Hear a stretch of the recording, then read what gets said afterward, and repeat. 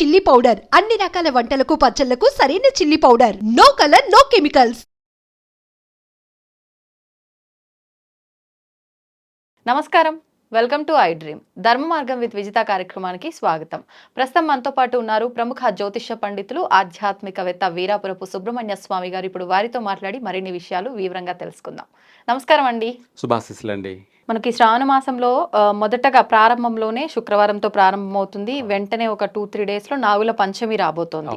మనకి నాగుల పంచమి అనగానే రకరకాల విధానాలు పాటిస్తూ ఉంటారు.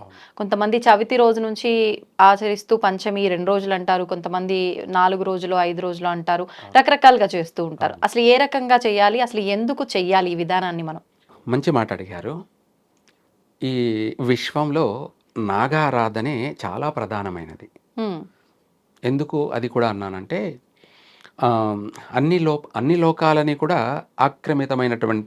ఆక్రమించినటువంటి వాళ్ళు, ఆ దేవదేవులైనటువంటి భగవంతుని కూడా వాళ్ళు ఆక్రమించిన వాళ్ళే, అంటే వాళ్ళ ఆధీనం పరుచుకున్న వాళ్ళే.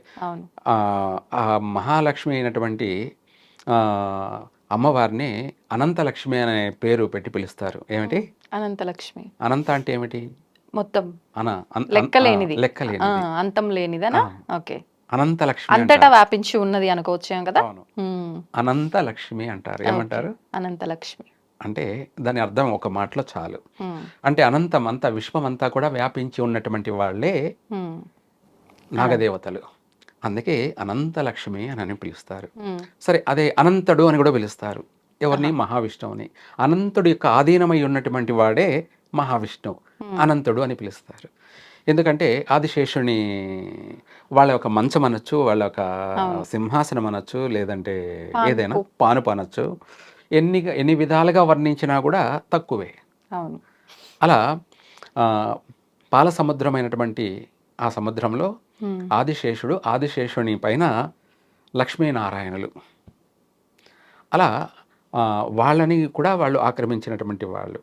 సాక్షాత్తు పరమశివుణ్ణి కంఠాన్ని ఆభరణంగా అలంకరించినటువంటి వాళ్ళు. ఆ యొక్క భగవంతుడికి అందరికీ కూడా ఆభరణాలు కూడా వాళ్ళే. ఈరోజు మనము ఆభరణాలు అంటే ఏంటి? బ్రాస్లెట్లు కానీ, గాజులు కానీ, మెడలో నెక్లెస్ హారాలు కానీ, లాస్ట్కి ఆ మంగళసూత్ర దారం కానీ, దాన్ని పసుపు దారం అంటారు. ఈ అన్నిటికీ కాళ్లకు పట్టీలు కావచ్చు, మెట్టిలు కావచ్చు, చూడామణి కావచ్చు, పాపడి బిళ్ళ కావచ్చు, అన్నీ ఒకటి కాదు.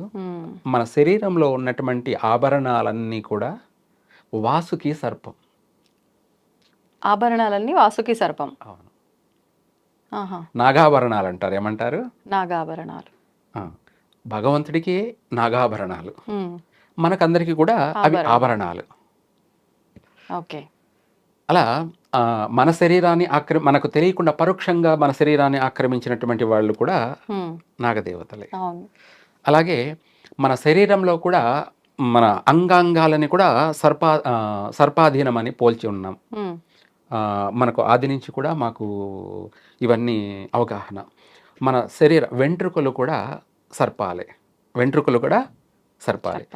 మన వెన్నుపూస కూడా తక్షక సర్పం. వెన్నుపూస అంటే మనిషికి బ్యాక్ బోన్, దాన్ని తక్షక సర్పం అంటారు. అందుకే ఆ తక్షకుడు మంత్రం కూడా ఉంటుంది ఆరోగ్యానికి సంబంధించి. కోట్ల మంత్రాలలో ఆరోగ్య మంత్రం అనేది ఓం తక్షకాయ విద్మహే ఆరోగ్యప్రదాయ ధీమహి తన్నో జ్యేష్ఠమాసాదీప ప్రచోదయాత్. ఆరోగ్యాన్ని, ఎంతటి అనారోగ్యాన్నైనా కూడా రికవరీ చేయగలిగేవాడు. అనారోగ్య సమస్య ఏర్పడిందంటే దానికి కారకుడు ఆయన, తక్షకుడు. వాళ్ళ పాప కర్మలను బట్టి వాళ్లకు ఏ వ్యాధి ఎప్పుడు రావాలనో అది అప్పుడే వస్తుంది. అది డాక్టర్ అయినా, అది పండితుడైనా, పామరుడైనా, ఎవరికైనా సరే 24 గంటలు అనునిత్యము 100 మందిని సేవ చేసేటువంటి డాక్టర్, సేవ్ చేసేటువంటి వైద్యుడైనటువంటి ఆయనకు కూడా అనారోగ్యం అనేది వస్తుంది. అది ఎప్పుడు రావాలో అప్పుడే వస్తుంది. దానికి ఒక టైము, దానికి ఒక సమయ సందర్భము అవును. ఉంటుందన్నమాట. ఉంటుంది. వచ్చినప్పుడు తన ఆరోగ్యాన్ని తను పరిష్కరించుకోలేడు. హ్మ్. తను ఇంకొకరిని సంప్రదించాలి. అవును. తను ఇంకొకరి ఇంకొకరిని దగ్గరికి వెళ్ళాలి. సంప్రదించాలి. అదే తాడు తన్నేవాడు ఉంటే వాడు తల తన్నేవాడని దానికి పైన ఇంకా అవును. వీళ్ళందరికీ కలిపి పైవాడు ఎవడంటే భగవంతుడు. హ్మ్. ఆడే తక్షకుడు. ఆయనను మనం భగవంతునిగానే పూజిస్తాం. నాగారాధన అనేది విశేషంగా పూజించేటువంటి మన ప్రాంతాల వారిగా కొన్ని ప్రాంతాల వారిగా శ్రావణ మాసంలో చేస్తారు. కొన్ని ప్రాంతాల వారిగా కార్తీక మాసంలో చేస్తారు. అవును. ఇలా చెప్పుకుంటూ పోతుంటే ఎవరికి తోచింది వాళ్ళు చేస్తూ ఉంటారు. హ్మ్. హ్మ్. కాకపోతే ఏది చేసినా పూజ అవుతే నాగారాధనే. అది మనకు ఈ శ్రావణ మాసం మొదలుకొని హ్మ్. ముఖ్యంగా చెప్పాలంటే అందరూ ఒక చవితి పంచమి రోజే చేస్తారు. నేను ఇందాక చెప్పాను. అవును. 6 రోజులు అన్నారు కదా! లేదు, ఆ! 9 రోజులు చేయాలి. 9 రోజులా? నవనాగుల్ని ఆ! పూజించాలి. 9 రోజులు మనం నవనాగుల్ని పూజించాము అనే దానికన్నా కూడా 9 రోజులు మనం చేస్తే హ్మ్. నవనాగుల్ని పూజించినట్టే. అంటే అసలు ఏం చేయాలండి 9 రోజులు? ఈ 9 రోజులు కూడా మనం ప్రతిరోజు ఇందాక చెప్పినట్టే హ్మ్. మనం పాలతో తలస్నానం చేసుకొని, ఆ తర్వాత చల్లనీళ్ళతో స్నానం చేసుకొని, హ్మ్. చక్కగా తడి బట్టలతో అయినా సరే, లేదంటే పొడి బట్టలతో అయినా సరే ధరించి అవుతే ఇక్కడ వాళ్ళ కోరికను బట్టి ఉంటుందన్నమాట. ఆ కోరిక అనేది ఏమిటి అంటే సంతానం లేరు ఎగ్జాంపుల్. వాళ్ళు తడి బట్టలతో మనం నాగారాధన చేయాలి. హ్మ్. అలాగే ఆర్థిక పరంగా అనుకుందామనుకోండి. హ్మ్. వాళ్ళు పొడి బట్టలతోటే వాళ్ళు నాగారాధన పూజ చేయాలి. ఆహాహా! ఇలా ఒక్కొక్కరు ఒక్కొక్క వాళ్ళ కోరికను రీజన్‌గా బట్టి. ఉంటుంది. అయితే సంతాన విషయమే అనుకుందాం. సంతానం ఆలస్యం జరుగుతున్నటువంటి వాళ్ళకి, అయినటువంటి వాళ్ళకి, హ్మ్. లేదా తరచుగా గర్భస్రావం జరుగుతూ, అబార్షన్ జరుగుతూ ఉన్నటువంటి అవును. వాళ్ళకి సర్పదోషం ఉంది అని అర్థం. అందుకనేసి మనము ఆ సర్పానుగ్రహం పొందాలి. హ్మ్. ప్రసన్నం చేసుకోవాలి. అందుకనేసి మనం తెల్లవారుజామునే ఇందాక పాలతో స్నానం చేసుకొని, చల్లనీళ్ళతో స్నానం చేసుకొని, అదే తడి బట్టల మీదనే హ్మ్. ఆహ్, గుడి దగ్గర ఉన్నటువంటి పుట్ట అనేది ఎక్కడైనా ఉంటుంది ఉంటుంది. దేవాలయాల్లో. ఒకవేళ లేని చోటు గనక ఉండొచ్చు. నాగ ప్రతిష్ఠ చేసినటువంటి విగ్రహాలు కూడా ఉంటాయి. జంట నాగులవి. జంట నాగులు హ్మ్. కావచ్చు, లేదంటే అక్కడ సుబ్రహ్మణ్య స్వామి, లేదా నాగరాజు, లేదా మానసాదేవి ఇలా ఒక్కొక్క హ్మ్. చోట ఒక్కొక్క రకంగా విగ్రహ ప్రతిష్ఠ చేసుంటారు. ఓకే. ఆ తడి బట్టలతోటి ఆ విగ్రహాలకైతే పాలు, పసుపు 2 కలిపి అభిషేకం చేయాలి. పాలలో పసుపు కలపాలా? పసుపు కలిపి హుహు. ఆ విగ్రహాలకి అభిషేకం చేసి, అభిషేకం తర్వాత వాళ్ళు మళ్ళీ శుభ్రంగా పసుపు నీళ్ళతోటి శుభ్రం చేసి, హ్మ్. ఆ తర్వాత ఒకరోజు మొత్తం పసుపుతోనే అలంకరణ చేసి, కుంకుమ పెట్టి, హ్మ్. అంటే వాళ్ళకి తోచిన చేతనైనంత వరకు ఆ! ఆ విగ్రహం అంతా కూడా మెండుగా పసుపుతోటే ఉండాలి. ఓకే. కుంకుమ పెట్టి, ఆ తర్వాత వాళ్ళు సంతానం గురించి చేసేవాళ్ళు 9 ప్రదక్షిణలు చేయాలి. హ్మ్.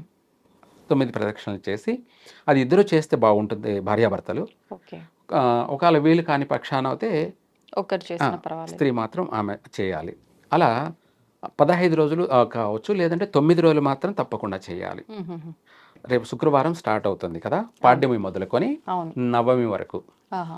ఒక్కొక్క రోజు ఒక్కొక్క ఆరాధన జరుగుతుంది. మొదటి రోజు వాసుకి సర్పానికి. హ్మ్. వాసుకి సర్పానికి చేయడం వల్ల ఆమె మాంగల్య బలం ఏర్పడుతుంది. హుహుహు. సుమంగళిగా ఉంటుంది. ఏమిటి? సుమంగళిగా. మొదటి చేసిన రోజు. పూజ, ప్రదక్షిణ హ్మ్. ఆమె మాంగల్య బలం కలుగుతుంది. ఓకే. తన భర్తకు ఎటువంటి ప్రమాదాలు ఉన్నా, నీటి గండాలైనా, వాహన ప్రమాదాలైనా, ఆరోగ్య గండాలైనా, ఏ రూపంలో ఏ గండమైనా సరే హ్మ్. ప్రాణం పోవాల్సింది కాస్త చిన్న స్వల్పమైనటువంటి గాయంతో ఆ పోతుంది. గండం అనేది వైదొలిగిపోతుంది.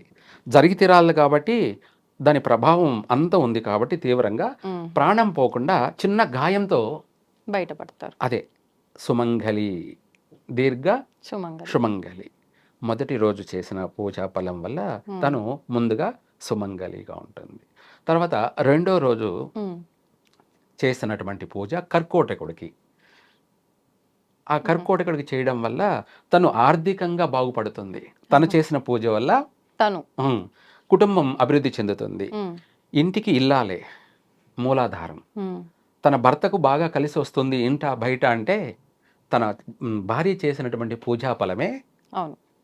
ఫలితం భర్తలో సొగభాగం కాబట్టి తను అదే బిడ్డొచ్చిన వేళ గొడ్డొచ్చిన వేళ అన్నట్టుగా నా భార్య వచ్చినాక నాకు బాగా కలిసి వచ్చిందండి, లేదంటే నా కొడుకు పుట్టాక నాకు బాగా కలిసి వచ్చింది, లేదా నా కూతురు పుట్టిన తర్వాత నాకు అంచెలంచెలుగా నేను ఎదిగాను, అభివృద్ధి చెందాను అని చెప్తూ ఉంటారు. అవును. అదే భాగం భార్య చేసే పూజా ఫలం వల్ల కూడా కుటుంబం అభివృద్ధి చెందుతుంది. ఆ రెండో రోజు చేసే పూజ ఆ కర్కోటకుడికి చేసినట్టు అనమాట.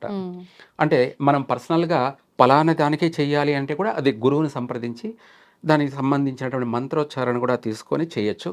దానికి ఒక రీజన్గా కూడా వెళ్ళొచ్చు. లేని పక్షాన భయపడాల్సిన అవసరం లేదు. మనం ఇది చెయ్యాలి, ఇది చేయకపోతే దేవుడు కొడతాడేమో, నేను తప్పు చేస్తున్నానేమో అని ఏం లేదు. కల్మషం లేకుండా ప్రేమతో భక్తితో ఆ రెండో రోజు తను తడి బట్టలతోటి ఆ విగ్రహాలకి మళ్ళీ ఒట్టి పసుపు నీళ్ళతో అభిషేకం చేసి, అంటే నీళ్ళల్లో పసుపు బాగా కలిపి అభిషేకం చేసిన తర్వాత మళ్ళీ మంచినీళ్ళతో శుభ్రం చేసి ఆ గంధంతో మొత్తం అంతా అలంకరణ చేసి మళ్ళీ కుంకుమ అలంకరణ చేసి తనకు రెండో రోజు నైవేద్యం పెట్టేసి 9 ప్రదక్షిణలు చేసినట్టు అయితే ఆర్థిక పరంగా కలిసి వస్తుంది. ఓకే. గంధం ఆర్థిక అభివృద్ధిని కలగచేస్తుంది, మనశ్శాంతిని కలగచేస్తుంది, ప్రశాంతతను కలగచేస్తుంది. దీనికే ఒక మంత్రం కూడా ఉంది.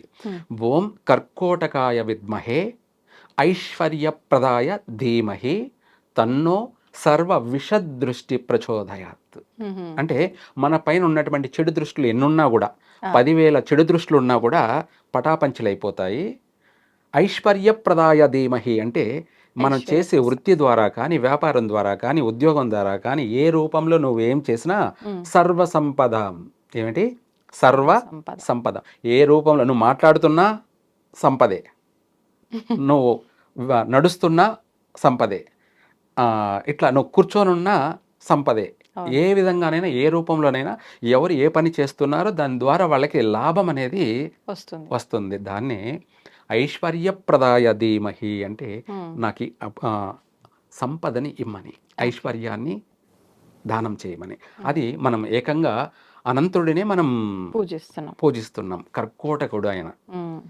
చెడు దృష్టిలో ఈ మనకు వచ్చే ఆదాయాలకు సంబంధించి ఎటువంటివైనా సరే చెడు దృష్టిలున్నా, ఆటంకాలున్నా, మనకు రావాల్సిన సమయానికి రావాల్సిన సంపద చేతికి రాకపోయినా, ఆగిపోతున్నా, ప్రతిదై అట్లా ఉన్నప్పుడు ఇలా చేసినట్టు అయితే ఏ ఆటంకం లేకుండా దాన్ని రావాల్సిన తప్పకుండా అది వస్తూనే ఉంటుంది. నీటికి దారి చూపించాల్సిన అవసరం లేదు, దాని అంతటా తను వెళ్ళిపోతూనే ఉంటుంది. అట్లాగే మనకు రావాల్సిన సంపద ఎక్కడ ఆగదు, రావాల్సింది ఎతుక్కుంటూ మన ఇంటికి వచ్చేస్తూ ఉంటుంది. అదే ఆ యొక్క ఆ చేసే పూజా విధి విధానం. మనం భక్తితో ప్రేమతో చేసేటువంటి పూజాఫలం, పూజకు తగిన ప్రతిఫలం, దాన్నే పూజాఫలం. రెండో రోజు. మూడో రోజు తదియా. అలాగే మూడో రోజు వచ్చేసి మనం యథావిధిగానే చేసుకుంటూ మూడో రోజున మనం ఆ విగ్రహాలకి మంచినీళ్ళతో స్నానం చేసి ఆ తర్వాత విభూతితోటి అభిషేకం, భస్మాభిషేకం. ఈ భస్మాభిషేకం అనేది కూడా అత్యంత కఠినమైనటువంటి సమస్యల నుంచి బయటపడేస్తుంది, ఎటువంటి ఉపద్రవాల నుంచి అయినా కూడా మనల్ని కాపాడుతుంది. దానికి మంత్రం కూడా ఉంది. ఓం భూతిర్భూతీకరి పవిత్ర జనని వాపోగ విధ్వంసని సర్వ ఉపద్రవనాశిని సర్వార్ధ సంపత్కరి భూత ప్రేత పిశాచ రాక్షసగణారిష్టాది సంహారిణి. అర్థమైందా? అర్థమైంది.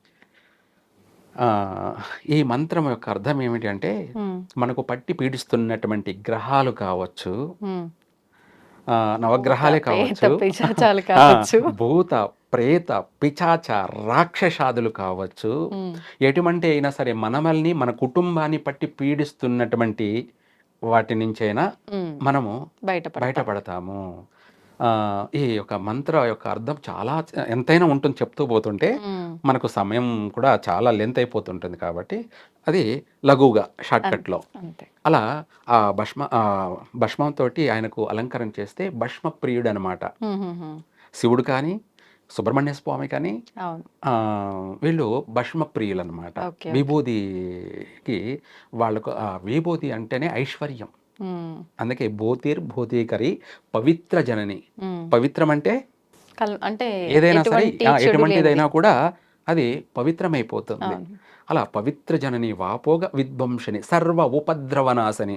సర్వ అంటే ఎటువంటివైనా సరే మనిషి దృష్టి దోషాన్ని కావచ్చు, ఏలేనాటి శని ప్రభావం కావచ్చు, రాహు యొక్క దోషం కావచ్చు, కేతు యొక్క పీడితం కావచ్చు, లేదంటే బుధుని యొక్క ఇది రవి యొక్క దోషం కావచ్చు, ఇదే కాకుండా చంద్రుని యొక్క మనఃపీడ కావచ్చు. మనసు అనేది పిచ్చి పిచ్చిగా ఆలోచనలు చేస్తూ నిలకడ లేకుండా రాత్రింబగుళ్ళు కలలు కంటూ డ్రీమ్స్ అంటే చెడు కలలు ఇటువంటివన్నీ ఏ టు జెడ్ ఒకటి కాదు 10,000 సమస్యలైనా కూడా పటాపంచలైపోతాయి. అలా చేసి ఆ విభూతిని మనం తెచ్చుకొని రోజు బొట్టు పెట్టుకుంటూ ఉంటే ఎటువంటి చెడు మన దరిదాపులకు కూడా రాదు. ఇందాక అదే చెప్పాను. భూత ప్రేత పిచాచ రాక్షసాది ఇటువంటివన్నీ కూడా సంహరించేస్తుంది. ఓకే, అంత శక్తి ఉంటుంది. అలా ఈ ప్రత్యేకంగా ఈ శ్రావణ మాసంలో ఇలా చేసినట్టయితే అందరికీ కూడా కలిసే వస్తుంది. విశేషమైనటువంటి ఆరోగ్యము, విశేషమైనటువంటి ఆర్థిక అభివృద్ధి, అలాగే సంతానం కూడా సమయానుకూలంగా సంతాన భాగ్యము. ఇలా 9 రోజులు చేసినట్టయితే ఒక్కొక్క రోజు ఒక్కొక్కటి చేస్తే చక్కగా విశేషమైనటువంటి దినదినాభివృద్ధి చెందుతారు. అందరూ కూడా అభివృద్ధి చెందాలి. అందరూ అభివృద్ధి చెంది అందరూ బాగుంటేనే కదా, వాళ్ళందరూ బాగుంటే మనం బాగుంటాము. సంతోషం అండి, ధన్యవాదాలు. సర్వే జన సుఖినో భవంతు.